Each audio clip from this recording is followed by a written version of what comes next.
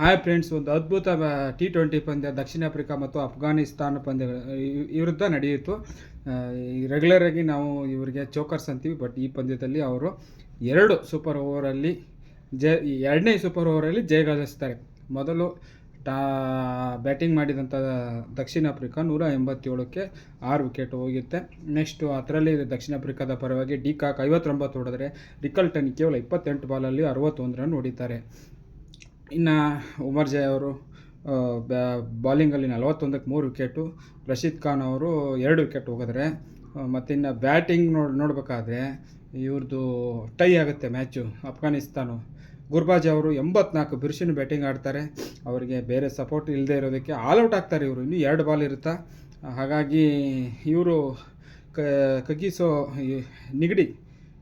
ಲುಂಗಿ ನಿಗಡಿ ಅವರು ಏನು ಮಾಡ್ತಾರೆ ಅಂದರೆ ಎಕನಾಮಿಕ್ ಬಾಲರ್ 26 ರನ್ ನೀಡಿ 3 ವಿಕೆಟ್ 4 ಓವರು. ಕೇಶವ್ ಮಹಾರಾಜ ಕೂಡ 27 ರನ್ಗೆ 1 ವಿಕೆಟ್.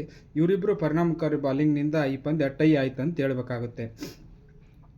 ಮೊದಲೇ ಸೂಪರ್ ಓವರಲ್ಲಿ 17 ಇಬ್ಬರು ಈಕ್ವಲ್ ಆಗಿ ಹೊಡಿತಾರೆ. ಇನ್ನು ಸೆಕೆಂಡ್ ಸೂಪರ್ ಓವರಲ್ಲಿ 23 ರನ್ನು ಹೊಡಿತಾರೆ ಇವರು ದಕ್ಷಿಣ ಆಫ್ರಿಕಾದವರು. ಅದರಲ್ಲಿ 16 ರನ್ನು ಮಿಲ್ಲರು, 7 ರನ್ ಬ್ರೇವಿಸ್ ಹೊಡಿತಾರೆ.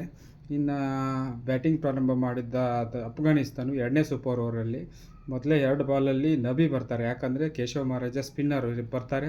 ನಬಿ 2 ಬಾಲ್ ಡಾಟ್ ಮಾಡಿ ಔಟ್ ಆಗಿಬಿಡ್ತಾರೆ 2ನೇ ಬಾಲು. ಗುರ್ಬಾಜ ಅವರು ಈ ಪಂದ್ಯದಲ್ಲೂ ಕೂಡ ಸೂಪರ್ ಓವರಲ್ಲೂ ಕಂಟಿನ್ಯೂ ಹ್ಯಾಟ್ರಿಕ್ 3 6 ಹೊಡಿತಾರೆ. ಇನ್ನೇನು ಲಾಸ್ಟ್ ಬಾಲ್ 4 ಹೋಗಬೇಕಾಗಿತ್ತು, ಬ್ರಿಲಿಯಂಟ್ ಕ್ಯಾಚ್ ಹಿಡಿದು ಮ್ಯಾಚ್ ಟೈ ಆಯಿತು, ಮ್ಯಾಚ್ ವಿನ್ ಆಯಿತು. ದಕ್ಷಿಣ ಆಫ್ರಿಕಾದವರು ಚೋಕರ್ ಸ್ಪಷ್ಟವನ್ನು ಕಳೆದು ಅದ್ಭುತ ಗೆಲುವನ್ನು ಸಾಧಿಸ್ತಾರೆ. ಹಾಗಾಗಿ ಈ ಪಂದ್ಯದ ಬಗ್ಗೆ ಇಷ್ಟು ವಿಶ್ಲೇಷಣೆ ಮಾಡ್ತಾಯಿದ್ವಿ. ಜೈ ಹಿಂದ್ ಫ್ರೆಂಡ್ಸ್.